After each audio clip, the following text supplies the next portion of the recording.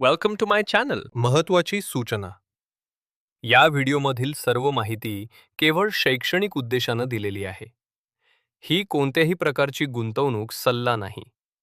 गुंतवणूक करण्यापूर्वी कृपया स्वतःचा अभ्यास करा किंवा आपल्या आर्थिक सल्लागाराचा सल्ला घ्या. या व्हिडिओतील माहितीवर आधारित घेतलेल्या कोणत्याही निर्णयासाठी आम्ही जबाबदार राहणार नाही. धन्यवाद. जेव्हा एखाद्या आजाराचं निदान करायचं असतं ना, तेव्हा तिथे एक प्रकारची अचूकता अपेक्षित असते. अगदी बरोबर. म्हणजे एखाद्या इंजिनिअरिंगसारखी अचूकता म्हणता येईल. हो, अगदी तसंच. म्हणजे समजा आपलं एखादं हाड मोडलं की एक्स-रे काढल्यावर त्यात ती तुटलेली पांढरी रेषा अगदी स्पष्ट दिसते. हां, आणि डॉक्टर फक्त बोट दाखवून म्हणतात की हे बघा इथे फ्रॅक्चर आहे. बरोबर. तिथे हाड मोडलाय किंवा नाही मोडलाय यात काहीही शंका नसते. हे सगळं अत्यंत सोपं आणि थेट असतं. हो, कारण तो एक ब्लॅक अँड व्हाईट जगाचा भाग आहे. तिथे सर्व गोष्टी डोळ्यांसमोर स्पष्ट दिसतात. त्यांची अचूक वर्गवारी करता येते. आणि त्यामुळे एक प्रकारचा दिलासा मिळतो की समस्या नेमकी काय आहे हे आपल्याला माहीत आहे. पण जेव्हा कॉर्पोरेट जगतात, विशेषतः एखाद्या मोठ्या आणि जागतिक स्तरावर पसरलेल्या फार्मा कंपनीच्या म्हणजे औषध कंपनीच्या आर्थिक आरोग्याचं निदान करण्याची वेळ येते ना, तेव्हा तो एक्स-रे मशीन अचानक काम करेनासा होतो. नक्कीच, कारण तिथे आकडेवारी इतकी सरळ नसते. हो ना? आपण अशा एका लँडस्केपमध्ये प्रवेश करतो जो अत्यंत गुंतागुंतीचा, धुसर आणि अनेक पदर असलेला असतो. बरोबर. इथे वरवर दिसणारे आकडे अनेकदा पूर्ण सत्य सांगत नाहीत. आणि म्हणूनच झायडस लाईफ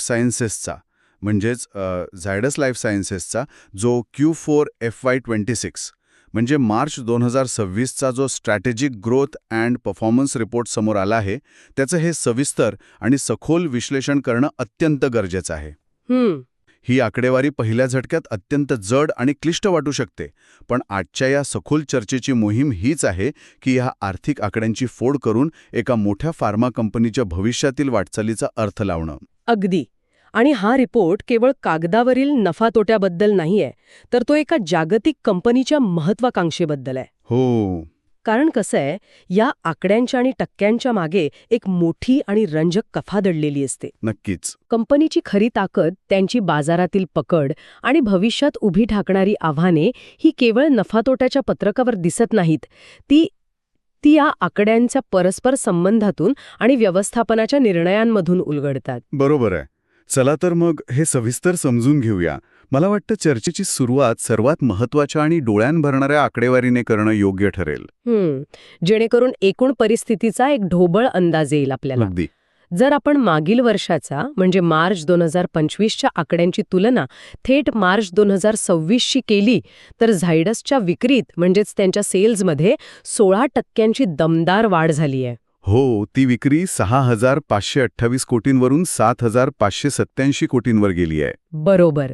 पण इथेच खरी रंजक गोष्ट समोर येते. त्यांची ही सर्वात धक्कादायक नोंद म्हणजे त्यांचा निव्वळ नफा म्हणजे नेट प्रॉफिट चक्क 22% वाढून 1,244 कोटींवरून 1,341 कोटींवर पोचलाय. आता हे आकडे पाहिल्यावर मला एका साध्या दुकानाची उपमा आठवते. कोणती उपमा? म्हणजे समजा एखाद्या दुकानात येणाऱ्या ग्राहकांची संख्या 16%नी वाढली. साहजिकच गल्ला 16%नी वाढला. पण त्या दुकानदाराच्या खिशात जाणारा थेट नफा मात्र 22%नी वाढला. अच्छा, म्हणजे विक्रीपेक्षा नफा जास्त वाढला. हो. याचा अर्थ केवळ त्याने खर्च कमी केला असं नाही, तर कदाचित तो दुकानदार आता किराणा मालाऐवजी जास्त नफा देणाऱ्या महागड्या वस्तू विकू लागला असावा, नाही का? ज्यामुळे विक्रीपेक्षा नफ्याचा आलेख अधिक वेगाने उंचावला.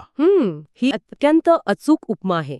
आणि त्यातला तो महागड्या वस्तू विकणे हा जो भाग आहे ना, तो या फार्मा कंपनीच्या संदर्भात अगदी तंतोतंत लागू पडतो. कसं काय? अर्थशास्त्राच्या भाषेत याला ऑपरेटिंग लेव्हरेज असं म्हणतात. ओके. म्हणजे जेव्हा नफ्याची वाढ ही विक्रीच्या वाढीपेक्षा जास्त वेगाने होते, तेव्हा कंपनीचं कामकाज अत्यंत एका वेगळ्या पातळीवर कार्यक्षम झालेलं असतं. म्हणजे ते नुसते जास्त औषधं विकत नाहीयेत? बरोबर. ते औषधं अधिक फायदेशीर मार्गाने विकत आहेत. आपण अहवालातील एबिडा म्हणजेच इबिडिया कडे बघूया. व्याज, कर आणि घसारा वजा करण्यापूर्वीचा नफा हा आकडा 2,126 कोटींवरून 2,554 कोटींवर गेला आहे. बापरे, ही तब्बल 20%ची वाढ आहे. हो. आणि EBITDA हा आकडा अत्यंत महत्त्वाचा असतो, कारण तो कंपनीच्या मूळ व्यवसायाची कोणत्याही आर्थिक करामतींशिवाय असलेली खरी ताकद दाखवतो. म्हणजे त्यांच्या कोर ऑपरेशन्समधनं येणारा नफा. अगदी बरोबर. ही 20% वाढ स्पष्ट करते की उत्पादन प्रक्रियेतील खर्च आणि मिळणारा नफा यातील दरी कंपनीने अत्यंत कौशल्याने रुंदावली आहे. वार्षिक कामगिरीचं हे चित्र खरोखरच अत्यंत आश्वासक आहे. पण मला वाटतं एका वर्षात अनेक बाह्य गोष्टी घडू शकतात. हो, ते तर आहेच. त्यामुळे अलीकडच्या काळात कंपनीने कोणता वेग पकडला आहे हे पाहण्यासाठी क्वार्टर ऑन क्वार्टर किंवा QOQ म्हणजे मागील तिमाहीशी तुलना करणं जास्त संयुक्तिक ठरतं. नक्कीच. तिमाही आकडेवारी आपल्याला सध्याचा मोमेंटम दाखवते. बरोबर. आणि डिसेंबर 2025 ते मार्च 2026 या काळातील तिमाही प्रगती जर आपण पाहिली तर विक्री 6,864 कोटींवरून 7,587 कोटींवर गेली. मात्र नफ्याने मारलेली उडी खरोखर थक्क करणारी आहे. नफा चक्क 1,023 कोटींवरून उडी मारून 1,341 कोटींवर पोचला. हो, अवघ्या एका तिमाहीत इतका मोठा फरक. आणि अहवालात या तिमाही वेगाचं श्रेय बेटर प्रॉडक्ट मिक्स आणि उत्तम एक्झिक्युशनला दिलं आहे. म्हणजे प्रॉडक्ट मिक्स सुधारणे याचा अर्थ असा असावा की कंपनीने केवळ पॅरासिटामॉल किंवा सर्दी खोकल्याची सामान्य औषधं विकण्यावर भर देण्याऐवजी कॅन्सर, हृदयरोग किंवा दुर्मिळ आजारांवरील स्पेशालिटी औषधांवर लक्ष केंद्रित केलं आहे, ज्यांचे नफ्याचं प्रमाण खूप जास्त असते. अगदी बरोबर ओळखलात. प्रॉडक्ट मिक्स सुधारणे यामागचं अर्थशास्त्र नेमकं हेच आहे. फार्मा क्षेत्रात ढोबळमानाने 2 मुख्य प्रकारची औषधं असतात. एक म्हणजे ॲक्यूट थेरपीज, म्हणजे तातडीने मिली जाणारी औषधं. हो, जसं की ताप, सर्दी किंवा साध्या इन्फेक्शनवर दिली जाणारी औषधं. आता यांचं उत्पादन मोठ्या प्रमाणावर होतं, पण बाजारात प्रचंड स्पर्धा असते. कारण अनेक कंपन्या तीच औषधं बनवत असतात. अगदी बरोबर. आणि त्यामुळे त्यावर मिळणारा नफा किंवा जे मार्जिन असतं ते खूप कमी असतं. अच्छा. आणि दुसरा प्रकार? दुसरीकडे असतात क्रॉनिक थेरपीज आणि स्पेशालिटी ड्रग्ज. ही औषधं मधुमेह, उच्च रक्तदाब, कर्करोग किंवा अशा आजारांसाठी असतात, जे रुग्णाला दीर्घकाळ घ्यावे लागतात. हां, बरोबर. आता या उत्पादनांमध्ये संशोधन आणि विकासाचा म्हणजे R&Dचा खर्च प्रचंड असतो. हो, ते तर असणारच. पण एकदा का औषध बाजारात आलं आणि त्याला मंजुरी मिळाली की स्पर्धा कमी असल्यामुळे यावर मिळणारा नफा अनेक पटींनी जास्त असतो. म्हणजे झायडसने जाणीवपूर्वक आपला मोर्चा या उच्च नफा देणाऱ्या म्हणजेच हाय मार्जिन उत्पादनांकडे वळवला आहे. तर जरी उत्पादने जास्त प्रमाणात विकली जातात ना, तेव्हा विक्रीचा आकडा जरी मर्यादित टक्क्यांनी वाढला तरी नफ्याचा आलेख अतिशय वेगाने वर जातो. आणि याच अचूक रणनीतीमुळे त्यांच्या एबिडामध्ये एका तिमाहीत एवढी जोरदार सुधारणा झाली आहे. नक्कीच. म्हणजे ही नफ्याची वाढ केवळ योगायोग नाही, तर एका जाणीवपूर्वक आखलेल्या आणि प्रभावीपणे राबवलेल्या रणनीतीचा परिणाम आहे. हो, व्यवस्थापनाचं हे एक स्पष्ट धोरण आहे. आणि अहवालानुसार नवीन उत्पादनं बाजारात आणणं म्हणजे न्यू लॉन्चेस आणि आपला प्रॉडक्ट पोर्टफोलिओ सतत वाढवणं हे कंपनीचं मुख्य लक्ष आहे. पण मला एक सांगा, हे साध्य करण्यासाठी त्यांची भविष्यातील इंजिने कोणती आहेत? जर आपण हे मोठ्या चित्राशी जोडून पाहिलं ना, तर अहवाल स्पष्ट करतो की झायडससाठी अमेरिकेतील व्यवसाय म्हणजे US बिझनेस आणि देशांतर्गत औषध निर्मिती म्हणजे डोमेस्टिक फॉर्म्युलेशन्स हे त्यांचे 2 सर्वात मोठे ग्रोथ ड्रायव्हर्स आहेत. पण अमेरिका ही जगातील सर्वात मोठी आणि सर्वात फायदेशीर फार्मा बाजारपेठ मानली जात असली तरी तिथे टिकून राहणं आणि नफा कमवणं दिवसेंदिवस अत्यंत कठीण होत चाललं ना? हो, ते अगदी खरंय. अमेरिकेच्या बाजारपेठेची गती आणि तिथलं अर्थशास्त्र अत्यंत गुंतागुंतीचं आहे. तिथे कसं आहे, जेनेरिक औषधांच्या किमतींवर सतत आणि प्रचंड दबाव असतो. म्हणजे खरेदीदार संस्था स्वस्तात औषधं मागतात? हो, त्या खरेदीदार संस्था अत्यंत मोठ्या प्रमाणात औषधं घेतात, पण त्यांना ती अत्यंत स्वस्तात हवी असतात. त्यामुळे अनेक भारतीय फार्मा कंपन्यांना तिथे प्राइस इरोजन किंवा औषधांच्या किमती सतत घसरण्याच्या समस्येला सामोरे जावं लागतं. अरे रे, मग अशा अत्यंत स्पर्धात्मक आणि कठीण परिस्थितीत झायडसने आपला महसूल कसा काय टिकवला? नुसता टिकवलाच नाही तर तो वाढवला सुद्धा आहे. हे त्यांनी कॉम्प्लेक्स जेनेरिक्स म्हणजे गुंतागुंतीची जेनेरिक औषधं आणि स्पेशालिटी प्रॉडक्ट्सच्या जोरावर साध्य केलंय. अच्छा, म्हणजे मगाशी आपण जे बोलत होतो तेच? हो, घ्या औषधांची नक्कल करणं किंवा जेनेरिक आवृत्ती बनवणं इतर कंपन्यांसाठी तांत्रिकदृष्ट्या कठीण असताना तिथे झायडसने आपली उत्पादनं उतरवली आहेत. स्मार्ट चाल आहे. हो, जिथे स्पर्धा कमी तिथे किमतींवर नियंत्रण ठेवता येतं आणि त्यामुळेच अमेरिकन बाजारात त्यांना अपेक्षित नफा मिळवता आला. आणि दुसरीकडे देशांतर्गत बाजारात म्हणजे भारतात ब्रँडेड औषधांना आणि डॉक्टरांच्या प्रिस्क्रिप्शनद्वारे विकल्या जाणाऱ्या औषधांना जास्त महत्त्व असतं. बरोबर. तिथे पण कंपनीने आपला विस्तार करताना पुन्हा एकदा सुपर स्पेशालिटी उत्पादनांवर लक्ष केंद्रित केल्याचं दिसतंय. नक्कीच. म्हणजे दोन्ही बाजूनी, इकडे भारतातील ब्रँडेड मार्केट आणि तिकडे अमेरिकेतील कॉम्प्लेक्स जेनेरिक मार्केट, अशा दुहेरी रणनीतीमुळे त्यांचं ऑपरेशनल कंट्रोल किंवा कामकाजावरील नियंत्रण अत्यंत प्रभावी ठरलंय आणि म्हणूनच त्यांचा नफा इतका भक्कम दिसतोय. हो, मार्जिनमध्ये झालेली सुधारणा हे उत्तम ऑपरेशनल कंट्रोलचंच लक्षण आहे. हे सर्व अतिशय सकारात्मक आणि आशादायी चित्र उभं करतंय. पण कोणत्याही आर्थिक एक्सरेमध्ये काही धुसर भाग असतातच ज्याकडे दुर्लक्ष करून चालत नाही. प्रत्येक अहवालात काही चिंताजनक बाबी असतातच. हो, आणि अहवालातील एका विसंगतीने खरोखरच मला विचार करायला भाग पडलाय. कोणती विसंगती? म्हणजे मग ह्या सगळ्याचा नेमका काय अर्थ काढायचा? जर कंपनीचा निव्वळ नफा 22% वाढला आहे, तर दुसरीकडे प्रतिसमभाग नफा म्हणजेच EPS तो फक्त 9% का वाढला? तो 11.64 रुपयांवरून फक्त 12.65 रुपये गेलाय. म्हणजे नफा 22% वाढतो, पण एका शेअरमागे मिळणारा नफा फक्त 9% वाढतो. ही नफ्यापेक्षा कमी वाढ गुंतवणूकदारांसाठी चिंतेची बाब असू शकते का? ही नक्कीच एक कन्सर्न किंवा चिंतेची बाब आहे आणि हे आर्थिक आकड्यांचं अत्यंत अचूक असं विश्लेषण आहे. मग यामागे इक्विटी डायल्यूशन म्हणजे कंपनीने बाजारात नवीन शेअर्स आणले असण्याची दाट शक्यता दिसते, बरोबर? हो, जेव्हा निव्वळ नफा आणि प्रतिसमभाग नफा यांच्या वाढीमध्ये इतकी मोठी आणि लक्षणीय तफावत दिसते ना, तेव्हा त्याचं प्रमुख कारण इक्विटी डायल्यूशन हेच असतं. म्हणजे नफ्याचा आकार वाढला, पण तो खाणाऱ्या वाटेकऱ्यांची संख्याही वाढली, ज्यामुळे प्रत्येक शेअरच्या वाट्याला आलेला नफा कमी झाला. अगदी बरोबर. कंपनीने नवीन भांडवल उभं करण्यासाठी अतिरिक्त शेअर्स बाजारात आणली असतील किंवा आपल्या कर्मचाऱ्यांना ESOPs म्हणजे ESOPs द्वारे मोठ्या प्रमाणावर शेअर्स दिले असतील. अनेकदा एखादी नवीन कंपनी विकत घेण्यासाठी रोख देण्याऐवजी स्वतःचे शेअर्स दिले जातात. अच्छा, ॲक्विजिशनसाठी. हो, आणि यापैकी कोणत्याही कृतीमुळे बाजारातील एकूण शेअर्सची संख्या वाढते. समजा आधी एका पिझ्झाचे 4 तुकडे होत होते आणि आता त्याच आकाराच्या पिझ्झाचे 8 तुकडे केले, तर प्रत्येकाचा वाट्याला येणारा भाग लहान होतो. अगदी तसंच. कंपनीचा एकूण नफा वाढला असला तरी तो वाढलेल्या शेअर्समध्ये विभागला गेल्यामुळे एका शेअरचा नफा किंवा EPS अपेक्षा इतका वाढलेला नाही. आणि गुंतवणूकदारांसाठी ही एक अत्यंत महत्त्वाची नोंद असते, कारण याचा थेट परिणाम शेअर्सच्या भविष्यातील मूल्यांकनावर होतो. नक्कीच. म्हणजे कंपनी कमवते भरपूर, पण प्रति शेअर नफ्याची गती मंदावली आहे.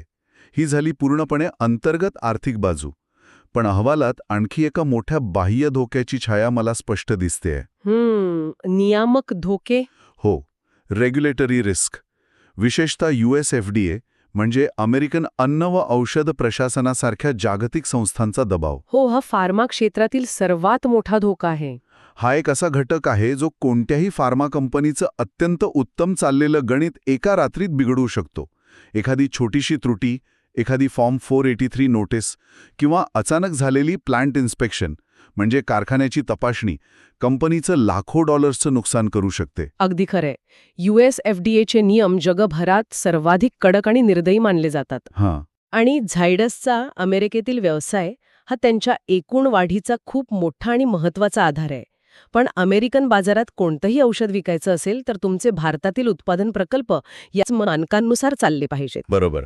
जर त्यांच्या अधिकाऱ्यांनी तपासणी केली आणि त्यांना स्वच्छतेमध्ये, डेटा रेकॉर्डिंगमध्ये किंवा उत्पादन प्रक्रियेत अगदी क्षुल्लक वाटणारी त्रुटी जरी आढळली ना, तर काय होतं?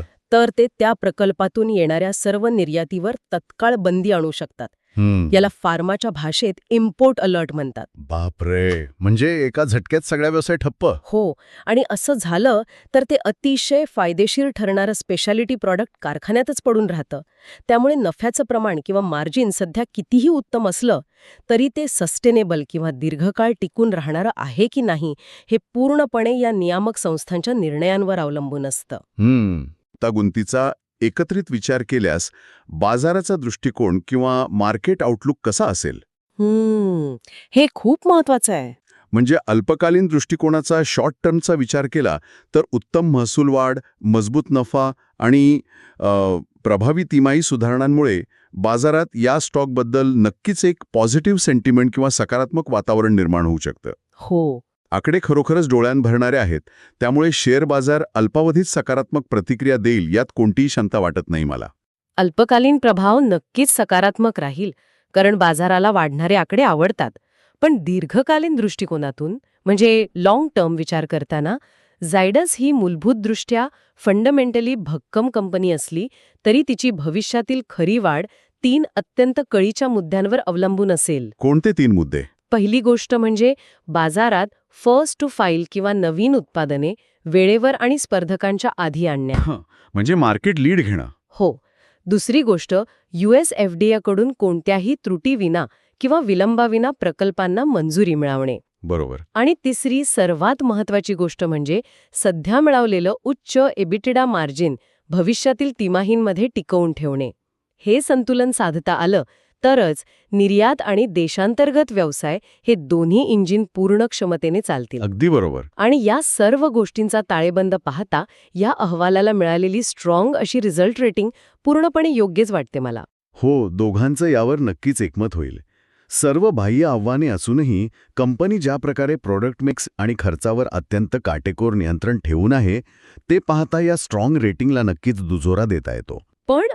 पण या सगळ्या आकड्यांच्या, नफ्याच्या आणि व्यवसाय धोरणांच्या पलीकडे जाऊन या संपूर्ण प्रक्रियेतून एक अत्यंत मोठा आणि मूलभूत वैचारिक प्रश्न उभा राहतो, ज्याकडे अनेकदा दुर्लक्ष केलं जातं. कोणता प्रश्न? संपूर्ण चर्चेत आपण पाहिलं की कंपनीचा मोठा नफा हा साध्या अक्यूट औषधांकडून उच्च नफा देणाऱ्या स्पेशालिटी औषधांकडे जाणीवपूर्वक मोर्चा वळवल्यामुळे आला आहे. हो, ते तर आपण मगाशीच डिस्कस केलं. इथे एक मोठा व्यावसायिक आणि सामाजिक विरोधाभास आहे. फार्मा कंपन्यांची मूळ ओळख आणि सुरुवात अनेकदा स्वस्थ, जेनेरिक आणि सर्वसामान्यांना परवडणारी औषधं बनवणं ही असते. पण जसजशी कंपनी मोठी होते तेव्हा आर्थिक प्रगती करण्यासाठी आणि शेअरहोल्डर्सना जास्तीत जास्त परतावा देण्यासाठी त्यांना जाणीवपूर्वक महागड्या आणि दुर्मिळ आजारांच्या औषधांकडे वळावं लागतं, कारण तिथे नफा जास्त असतो. बरोबर. यातून असा प्रश्न निर्माण होतो की फार्मा कंपन्यांचे आर्थिक यश आणि दीर्घकालीन वाढ ही अमेरिकेतील US FDA सारख्या संस्थांच्या मंजुरीवर आणि जागतिक नियमांवर इतकी अवलंबून आहे, तर मग अशा मोठ्या कंपन्या खऱ्या अर्थाने आपल्या भविष्याच्या शिल्पकार असतात की बाह्य नियमांनी चालवल्या जाणाऱ्या खेळात त्या केवळ अत्यंत कार्यक्षम खेळाडू असतात? बापरे, हा खरोखरच अत्यंत सखोल आणि विचार करायला लावणारा प्रश्न आहे. हो. जेनेरिक ड्रग मेकर ते स्पेशालिटी ड्रग मेकर या आर्थिक उत्क्रांतीच्या प्रक्रियेत सर्वांसाठी स्वस्थ आरोग्याचा जो मूळ उद्देश असतो तो जागतिक व्यावसायिक स्पर्धेत कुठेतरी मागे तर पडत नाहीये ना? यावर नक्की विचार करा. विरोधाभास नक्कीच चिंतेचा विषय आहे. जेव्हा जेनेरिक औषधांचा प्रवास स्पेशालिटी औषधांकडे होतो तेव्हा कंपनीचं मार्जिन आणि बाजारातील मूल्य नक्कीच वाढतं, पण त्याचा सामान्य रुग्णांवर आणि जागतिक आरोग्य व्यवस्थेवर काय परिणाम होतो हा एका वेगळ्याच अभ्यासाचा विषय आहे. नक्कीच. आजच्या या सखोल चर्चेत आपण पाहिलं की झायडस लाईफ सायन्सेसने नफ्याच्या बाबतीत मोठी झेप घेतली आहे आणि त्यांचं कार्यक्षम कामकाज हे त्यांच्या यशाचं मुख्य गमक आहे. हा आर्थिक एक्सरे कंपनीची मजबूत हाडे आणि भक्कम सांगाडा नक्कीच दाखवतो, पण त्या सांगाड्यात असलेला हा व्यावसायिक तणाव आपल्याला स्वतःलाच समजून घ्यावा लागतो. या अहवालातून समोर आलेले आकडे केवळ एका कंपनीचं यश दाखवत नाहीत, तर संपूर्ण फार्मा उद्योगाची बदलती दिशा आणि त्यांच्या अस्तित्वाची धडपड दाखवतात. अशा अहवालांच्या खोलात गेल्यावरच ही खरी परिस्थिती समजते. या सविस्तर माहितीवर स्वतःहून अधिक शोध आणि विचार करणं नेहमीच महत्त्वपूर्ण ठरतं. या विषयावर आपण इथे थांबूया. व्हिडिओ आवडला असेल तर लाईक करा आणि अशाच युजफुल व्हिडिओसाठी चॅनलला सबस्क्राईब करायला विसरू नका.